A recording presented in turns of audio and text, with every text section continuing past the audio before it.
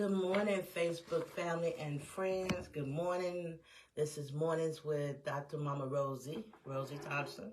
Um, I don't know if I look like I'm looking at this camera, but I turned this iPad sideways. So when I look directly at it, it's almost as if I'm looking someplace else. So hopefully this doesn't look too weird for you. But I'm happy to be back on this morning. I want to say thank you already for anyone who's joining, those who may be coming in later. If I don't see you when you come in, I just want to say I really appreciate you taking the time to come in and join us live. So thank you so much.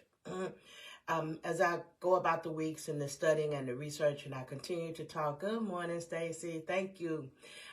As I continue to talk about trauma, I keep thinking that we're going to get to this one part that I'm really excited about because it was a part that helped me. But as I get ready to go to that part, it's not time. And every time when it's not time, I won't rush it. I'll just do what I'm supposed to do and share what I'm supposed to share. So as we continue to talk about trauma, recap, I always say, because I think it's so important to remind us that trauma is not something that's abnormal. Trauma happens to us in so many different ways. It can be just the fear of the scare of a dog biting us, or anything that is traumatic and that overwhelms us and leaves us feeling helpless. It can be trauma. And we know that trauma is normal, and not all trauma subsides naturally.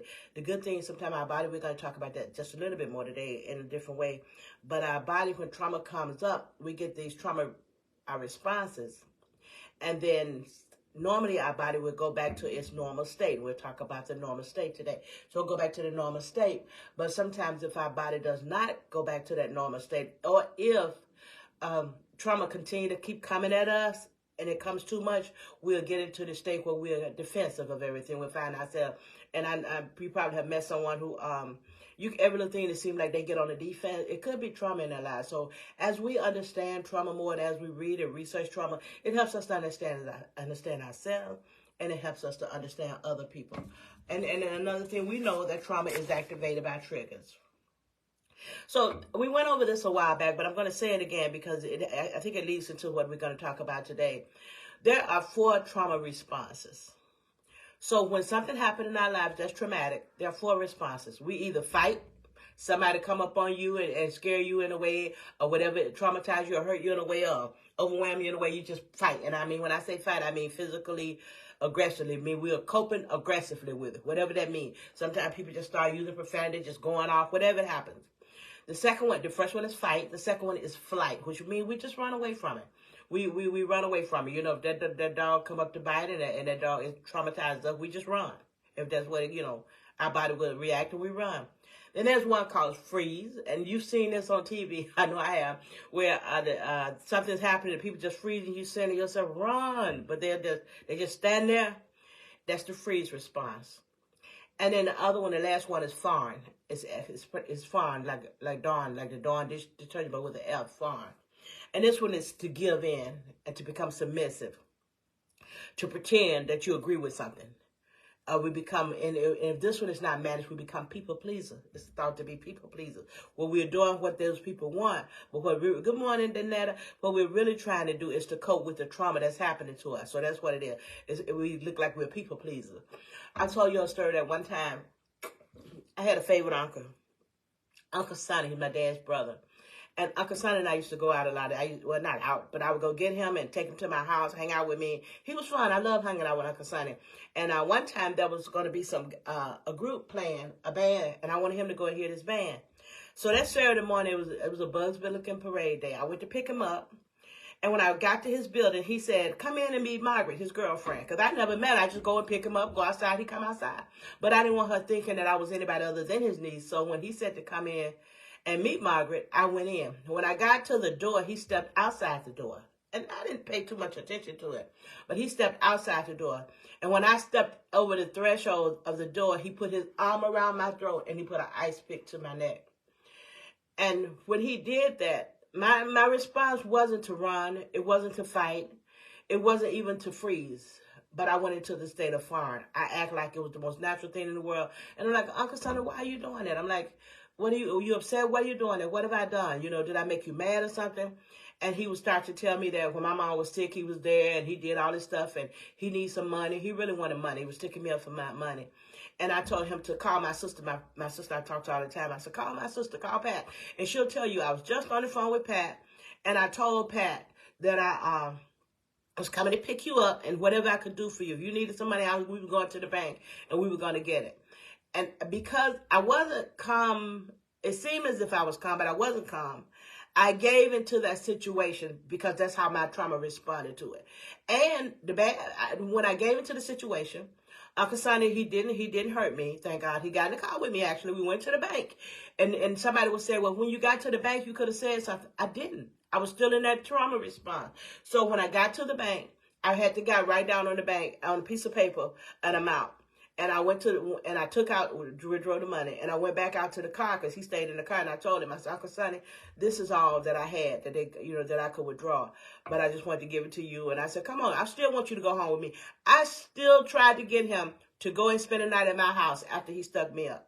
I was so scared then. And I didn't come back to a place of not managing this trauma, of it affecting me physically, until I got back home. Because when I told him, I tried to get him to go back to my house with me, he wouldn't go.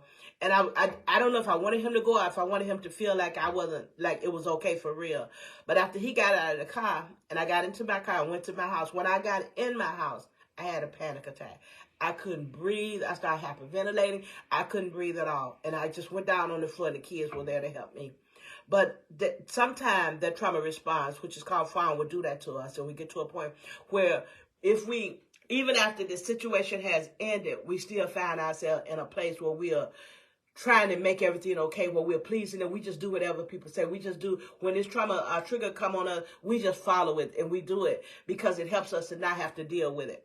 And that can be a real bad place to be, because sometimes we lose ourselves in doing that. We stop doing the things that's important to us, and we stop looking at what I need and just start doing what somebody else wants just to make things, comfortable or make things okay in our mind.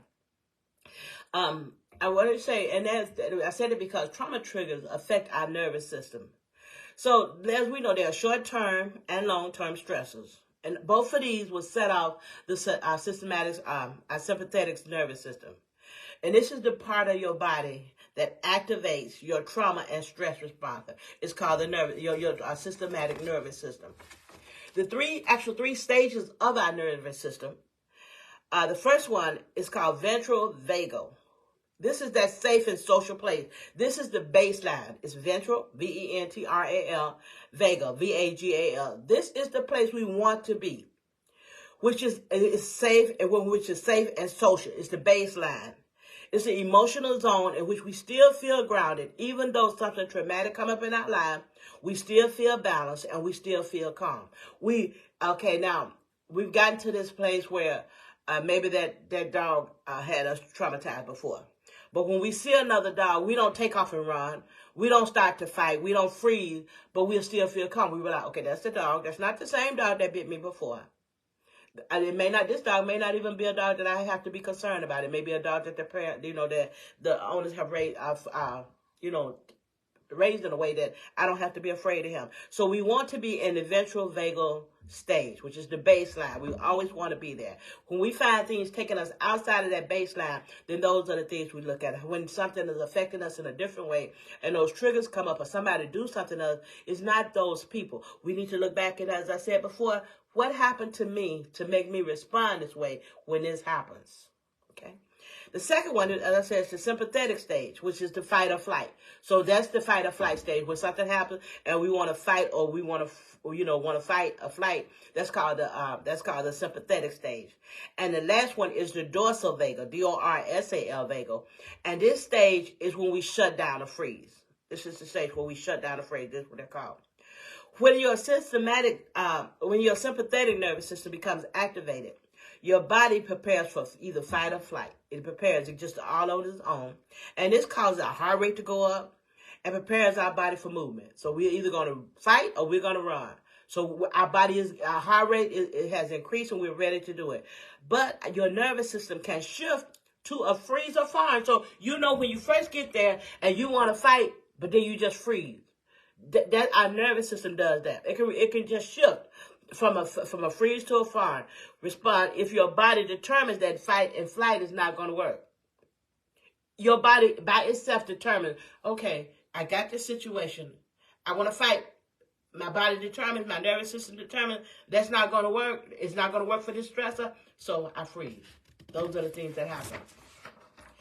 We have what's called, after encountering a trigger, we can take some time for our nervous system to recover and return to the baseline. We talked about that a minute ago. And that's what happened. We get to this place where we don't have time for our nervous system to return to its baseline. And that's where we come up sometime. Hey, Will, thank you for coming on. Sometimes we get to that place where we're still stuck in that place. So every time something comes up similar to that, we want to fight, we want to run, we want to freeze up, or we start to get into this place of fawn. So what happens is trauma, it reduces our window of tolerance. So when we talk about that place, when we talk about that place we want to be, we talk about that baseline where we want to be, that ventral vagal. We talk about the place we want to be. That's where our tolerance level is most at work. So things happen, we can tolerate it. I mean, sometimes it's not even a big deal. I had a wonderful person who I love dearly, and we were sharing that I'm one of those people who cannot watch the stuff that's happening on TV. I watch the news a little bit. And I know somebody may feel that I should, but for me, I don't do it now. And I don't feel like, well, you should or shouldn't. I think that's a personal decision. But for me, I don't watch all of this stuff. I know who's running for president. I've seen the things that have happened. I know those things that have happened. But my thinking is this. I have one vote. I'm going to make that vote count the best way I can. But I don't know but I can't get myself caught up in stressing out over this stuff that's happening. I can't do it. I don't allow it because my window of tolerance, because of some of the things that happened in my past and the trauma triggers that's in my life, I can't do it. Some people can do it and they like to vent about it. Something happened, they just vent about it and they're good. I don't vent about it and I'm good. I internalize that stuff and people move on with their lives and I'm still stuck in this place. So my window of tolerance, because of so many traumatic things in my life, some of them maybe I even allowed to come on myself after the childhood things that happened in my life. And then I got to work and I saw things happening. Instead of me speaking up for myself, I was in this place where I was trying to still show people that I was good. So I worked extra hard at work. I let people say things to me that I really didn't like and that I could have responded. It wasn't like the manager said, don't be afraid. I wasn't afraid. I was not afraid of anybody. But it was just that I wanted somebody to see me as good, and I didn't want to rock any boats. I was doing stuff. I took less than what I deserved. It was a lot of things that I allowed, and all of those trauma things decreased my window of tolerance. A smaller window of tolerance means that your stressors are more likely to cause greater emotional upset. So even though when my window of tolerance was small, I was upset when that lady said to me, you don't have to be afraid of me. But I didn't do anything. It caused great emotional upset. So it kept going on and on and if it keep going on and we don't manage this stuff, we get to a place where ain't nobody gonna ever say that to me again. I'm never gonna let anybody ever do that to me again. And the people who come in our lives who are not necessarily there to hurt us and not necessarily there to do us, we don't give them a chance in our lives. And that's what happened. Okay. I remember one time I was in this class, and I like telling these stories. I think hopefully they help. I was in a project management class, and talking about our window of tolerance. I was in this project management class, and the instructor wanted to know, what do we want? What do we want? And I said, I want to be respected. And this lady in class was like, she just looked at me like, well, everybody want to be respected. But respect to you may not look the same as respect to me. When it's all about our own perception. So that's why we can't judge each other. So if you say that something is bothering you, if you say every time my wife put bread on the table that bothers you, I can't say that shouldn't bother you because it doesn't bother me.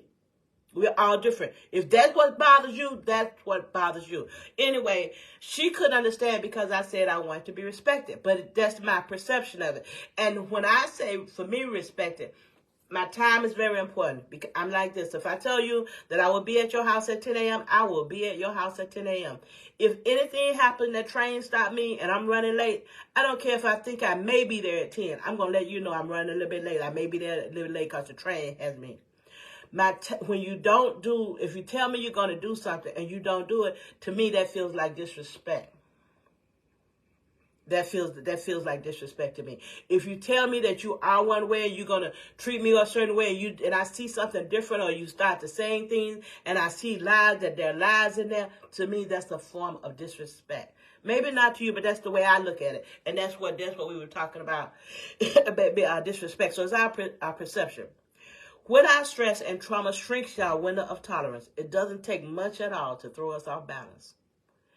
And people be saying, man, why you got so upset about that? But because your window of tolerance is now so small, it doesn't take much.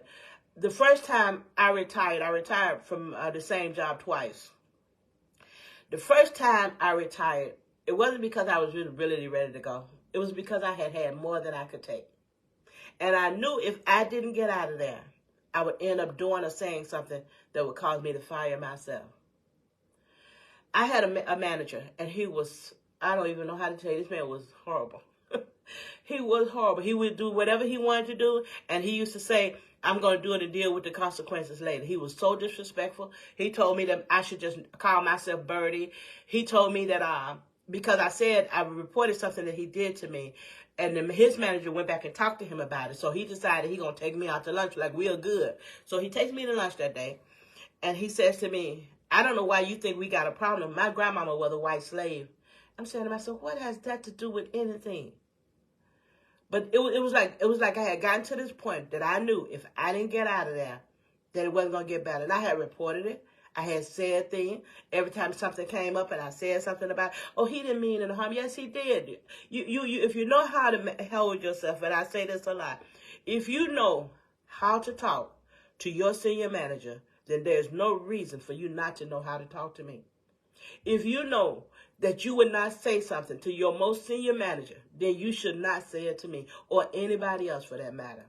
If you know that this is not how I would treat President Obama or somebody if they came to my house, or whoever I respect the most, if I would not do this to them if they came to my house, then I should not do it to anybody else. That's who we are. That's who we are. That's what we should do. And that's what I'm talking about when I'm talking about how that trauma will affect us. There's a doctor, his name is Dr. Dan Siegel. And he created this concept that refers to the ideal emotional zone that a person needs for optimal function. We can do so many things even when we're not at the optimal level of functioning. When our tolerance window has been small, has been limited, when we are dealing with all of these trauma stressors and all of these triggers that come up on us, that doesn't mean we can't function. We can still function. Excuse me. When my uncle stuck me up, I still drove home. I was still trying to please everything, to try to appease things, but I still drove home. I still went to the bank. I did all that stuff. So we still function. But when we want to be at that optimal level of functioning. So if you're within your optimal tolerance zone, you feel grounded. You can manage your emotions effectively. Something happened, you don't go and add it to all the other things that happened in life, because we got a tendency of doing that, where you say, can you take out the garbage? And they say, I'll take it out tomorrow morning. And then you get so upset about that garbage when it's really not that garbage that's bothering you. What's bothering you is, I asked you to do something last year. I asked you to buy me that ring. I asked you to buy me that coat for Christmas. I asked you to make me breakfast. I asked you to go get me water. Well, we add all those things together, and we're dealing with those things as in a lump sum, when it's not that lump sum, is one thing. So that's what we talk about when we want to be grounded. Even though something traumatic come up on me now, I don't want to be where I'm just so angry, where my body's reacting a certain way. I look at it as, this is this situation. It's not the whole life of what I've gone through. This is today. This is the situation that I'm facing today. So Dr. Siegel said, If you're within your optimal tolerance zone, you feel grounded. You can manage your emotions. And according to the review he did in 2011, he said your tolerance window is a balance between, it's called hyperarousal and hypoarousal. And a hyperarousal is the state where you just notice that you're a little bit more agitated, you're a little bit more anxious, has a little bit more anxiety, you're a little bit angry. You may feel a little bit overwhelmed. It bothers you. See, and that's another thing. We admit when something bothers us. We can be real with ourselves, and we can say it to ourselves. I don't like this. You don't have to say it's okay if it's not okay with you. You don't have to say that. We don't ever have to say that. So hyperarousal, and then it may get to a point where it becomes hypoarousal, especially if we don't deal with it, especially if we don't manage it. So when we get to the hypoarousal, we may result in feeling this numbness. That's when that numbness come in, the disassociation, when we just cut ourselves off, when we just get tired. We feel so just tired. I'm tired of people. I'm tired of dealing with people. I just don't want, just leave me alone. We get to that place where we just want to go find a cave with no address. And it can also give us, this can lead to a feeling of depression and a lack of energy, where we get even depressed. We don't want people around, but we're depressed because there is nobody around. Both the hypo and hyperarousal can occur when our fight, flight, or freeze responses have been activated. So they can even happen. It doesn't have to be like you got to get to this point. It can be at any time. So anytime we have trauma, anytime we have that stress in our lives and things in our lives that keep coming up, I said to myself, why do I keep attracting the same people? Maybe because I'm projecting the same thing.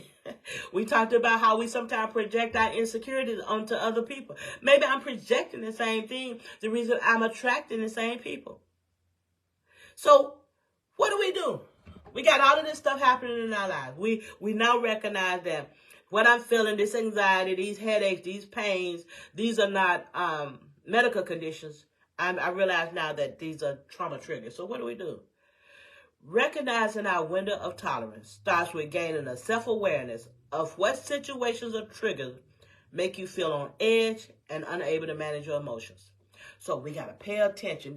That's why we try not to go too fast with these, because before we start to fix anything, we need to understand it. So the first thing we need to do is to look at it and see, when did I feel this way? What was I doing? Who was I around? Has this been coming up more than coming up over time? Every time I look around, it seems to be coming up. Does this affect me often? Then we look at it to see if it's trauma. So we're going to gain self-awareness of what situation, what triggers make you feel this way. And also, we want to look at those times when we feel most calm and present. We want to look at not just, this is the time that this something make me feel bad. When am I at peace? When do I feel most present? When am I in a place where I know that I can manage whatever, when I feel like I can handle whatever come up on me? What am I doing at those times? Who's around? And then when I'm at work, am I at home? When do these things happen to me? How am I feeling? When we do that, we start to recognize, one of the things we want to start to do is recognize our power of thought. We want to recognize we do have the power to manage what we think. Sometimes when you first start to do it, it may not be easy. But as you continue to do it, it will get easier. Manage and recognize the power of your thoughts. Your words have power. What are you saying to yourself? We said that last week. I don't care what others are saying about you and to you. It's what you're saying to you. We don't give other people power over us. What am I saying to you, me? I recognize the power of my thoughts. I'm managing my fear. I'm managing the scarcity that come up in my life. Oh, wow. Wow, we were just really probably thinking, okay. But we recognize the fear. We recognize the scarcity. We're looking at our lives now. We're recognizing what we're saying. We're looking at what we don't want to do. I never say what I don't have. I don't, even if when somebody asks for something, I'm not going to give it to them. I said, nah. We got to be able to say no. We got to be able to not make excuses when we say no. We can just say no, and we don't have to explain our reasons to anybody why we're unable to do something, why we feel that we're not going to do it. Because we don't want to say we don't have when we have. We don't want to lie to ourselves. We don't want to even speak that in our lives. We don't want to say things and put words out there about ourselves that we don't want in our lives. The way we speak positive things into our lives. We say what we want, what we're going to do, what we're going to have, who we are. I remember when I first started to work, and that was a long time ago, in 1992. Mark Chills remember this. We laugh about it still. And I was at work one day, and this older lady, this older Caucasian sister said, Rosie is a rich bee at work. And when they asked me if I was going to HR on her, the reason I didn't go to HR on her, because I felt, you're right, I'm rich. Now, I'm not a bee, but I am definitely rich. I'm not the only one who's rich. But we don't know it. We don't know who we are. Sometimes we say that stuff and we speak that stuff. Don't say I don't have anything to eat when there's food in your kitchen. There may not be anything you want to eat, but don't say I don't have any food. Don't say I don't have any money. Maybe you don't have as much as you want, but the money is coming in. Start to look at what we do and start to look at what we're doing with it. We want to be a good steward over everything we get. Everything we get.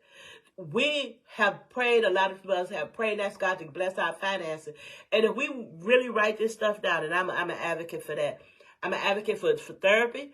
And if you don't go to therapy, write it down. Sometimes when you write down, excuse me, when we talk about recognizing our feelings, when we write down, today was a really good day. Okay, what happened today? And we write it down. We can see. Sometimes trying to keep up with everything that happened during the day or everything in our life, it's not that easy. We'll forget stuff.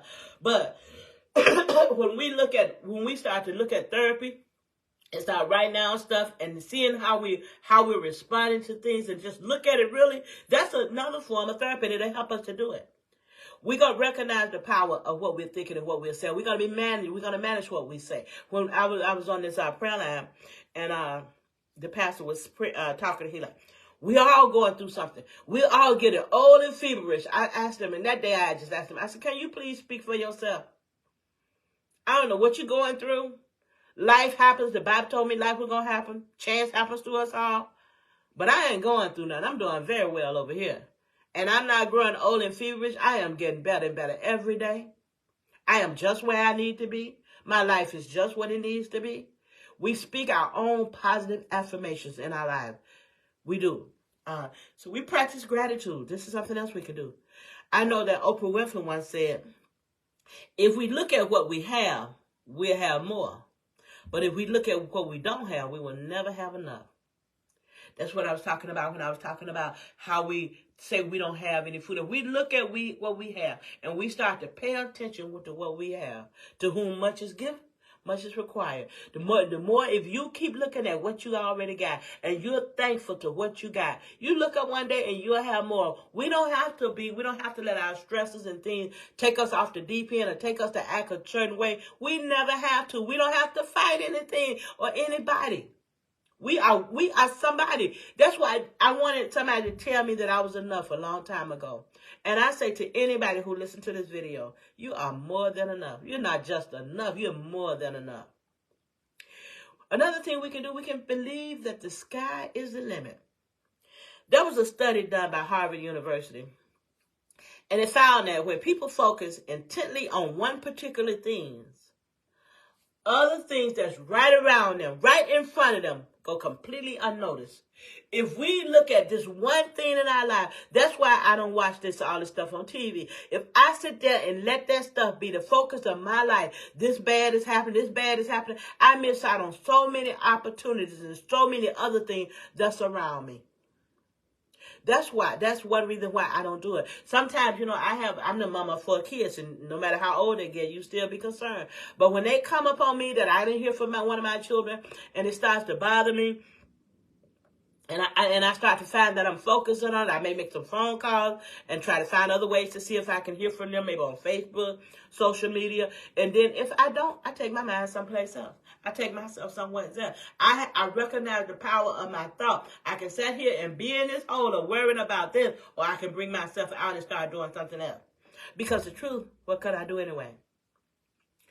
We also cultivate and share our passions and purpose. This helps us to believe in ourselves. If you have a passion or something that you do, share it, cultivate it. People want to tell you, don't brag on yourself, brag on who you are, brag on what God is doing in your life, brag on it. People don't want to see it, and they get upset because they don't know how to walk in what you're walking in. You got that new car, brag on your new car. You have been blessed with a brand new car. Those that want to be with you are going to share it with you. Those that don't, it's okay. It's okay. Brag and cultivate it. You got a passion. I saw my brother playing the guitar. He plays the guitar. That's his passion. He gets on there and plays the guitar. At first, sometimes he was just play to some other music. Now he play and sing to the music. I don't know if he would need the music. But I see that. Cultivate your passions and your purpose. Find out what it is that I like to do, what I need to do. All of this stuff would help us to manage these triggers and things when they come, and we don't feel so overwhelmed and things are not, bothering us that much. This is a really one that I really like. We're going to develop a mastery experience. The best way to create self-efficacy, which is the deep knowledge that you can create whatever you want in life. That's that knowledge. When that self-efficacy, this is the deep knowledge that you can create whatever you want in life, and you can live abundantly, is to consciously create mastery experiences. Do something that has never been done. Do something that whatever it is in your heart to do it. Go for it. Don't be so afraid that it's going to fail. Go for it. See, as a woman of God, I live this way and I believe this way. I do what is in my heart. And see, the reason I'm not feeling guilty if it doesn't work, because results are not in my hand. I say, God, I did what you put in my heart to do. And maybe that's all he wanted me to do. Who said it was supposed to go the way I thought it should? Who said it wasn't supposed to, in my mind, fail? Who said that? Who said that? Who said that if the person that we don't want in this next election to be president, that is not God's will? We say that nothing can happen unless he allows it. Who says that? So we create this mastery experience in our own self. We create whatever you want in life. Create it by talking about it. Create it by saying it. Create it by, do your vision board. Pray about it. There's a book, I bring it up again. It's called The Secret. My sister Wealthy, long years ago, before she passed away, told me to read it. I didn't read it. Years later, after she died, I read part of it. I didn't even read the whole book. I still just didn't get past the fresh chapter. But when I started to read it, I saw it. And it was talking, it's almost about, it's not a spiritual book, but it's talking about speaking things into our life, what we want in our life. Don't say, I don't want. Don't say, I don't want. Only what you do want. Don't even speak what I don't want, because that's still speaking. Only speak what you want. Pick your words wisely. That's another one. Have that abundance mentality. When you find yourself talking about something you can't have, you can't be, or you can't do, stop yourself. We're not masters at it yet, but we're going to have this mastery experience where we're wise in what we say and the things that we say about ourselves. And a couple other things, we're going to build a beyond a growth mindset. We don't let anything be our limit. Nothing. We're not limited. We choose to be limited. We are not limited. Believe that your most basic abilities can be developed. Anything that you do, you can develop it. So, okay, we feel like we don't know how to cook. There's no such thing as I can't learn. I know my English sometimes, my kids be like, huh? When I say something. And not only am I going to speak the English, I know I'm learning Spanish. So we build beyond our mindset. Believe that your most basic abilities can be developed. They can through dedication and hard work. Brains and talents are just the starting point. How smart you are, how well you do what you do, that's just the starting point. Don't let anything be your starting point. Let it be where you feel like you can conquer the world, because you can. Think like a beginner. When somebody just like a beginner, they see all type of open possibilities. When you're beginning to do something, it can go anyway. Your mind is not bound by any walls where you don't see, well, it has to go this way. No, it can either go that way, it can go this way, it can go up, it can go down. Think like a beginner. And when we get ready to do these things, think like a beginner. I love, and I always share this, I love what Kanye West's mom said to him in his documentary, where she told him, she said, a giant looks in the mirror and sees an ant. I love that. Because it's so true. When you have arrived at all these things that you know how to do, all these things that you can already do, all this power that you already have, when you look in the mirror and you see that, you know what you've done, you know what you've accomplished. I bought this house, and I mean, my finances, look, don't start there. I came from Mississippi with parents that didn't have very much of anything. I came to Chicago with 2 children, pregnant and with another baby, living with my brother. I went from my brother's house, my other brother's house, my sister's house, nowhere to actually on my own to live. I went to a job that I did not know how to do. Think about it. I went to a job that I didn't even know how to do. I got the job on the first day. I moved into an apartment with my brother, apartment that I couldn't even afford. We bought a car that we had no money for. I mean, all of these things that God has done and things have happened in our lives, that he said, those I call, I qualify, that we know we were not qualified to do, that we know that we could not have done on our own. All these things in our lives that have happened. I gave birth to 4 beautiful children. Yeah, some things happen with them. Some things that I'd rather not have to live through. But I gave birth to 4 wonderful, brilliant, beautiful children. Don't let anything overtake the fact of what it is, of the good, what it is. Don't downplay the good and give that bad no power. Don't do it. Everything that we have. So when I look in the mirror and I look at my life, I went to school. I used to love to go to school. I went back and I got I went for my bachelor's degree. I ran into obstacles to try to get my bachelor's degree. The company was paying 80% tuition, but I had to go and talk to my manager about me going back. And I ran into all these different walls about, can I go to school? Well, you got to tell the people why you want to go to school, how it's going to benefit the company. And one of the biggest senior managers, who's a friend of mine, asked me had I started. And I told her, no, I had to meet with a manager. And she said to me, why are they doing it to you? I didn't do that to them. I paid for their education. And she told me not to do anything. When I went to lunch, when I came back, there was an envelope stuck under my keyboard on my desk. And it said that my tuition was paid 100%. These are some of those things that has happened in my life. When I went back to school and I found out that my tuition was paid 100%, I felt then that, okay, well then I can get my master's because I can pay the rest. I was able to get my a dual bachelor's and master's degree. I went back to school and got my doctorate degree. I went back to learning, and I'm certified in food service. I went back and became a substitute teacher. There's so many, I can't even tell you the certifications and awards and things that I have been able to do because I look in the mirror and I see an ant. I look in the mirror and I see so many possibilities. I don't see where I have arrived. I don't see where I brag on, I got this and I'm this and that. Nah, I look in the mirror and say, God, what can I do? Because there's so much in this world that I can be and so much that I can do. When we look in the mirror and we see an ant, we're in the right place. When we look in the mirror and we start to brag on ourselves about where we are, what we have, have bragging in the sense of bragging, then we're looking in the mirror and seeing giants when we're actually ants. That's all I have for us today. We're going to do our trauma affirmations. Again, I want to thank everyone for joining this morning. Really, really appreciate it. I don't know where we'll be going next week or what we'll be talking about next week, but God willing, I'll be on at 8 a.m. So our trauma affirmations for today are as following. My life is divinely guided.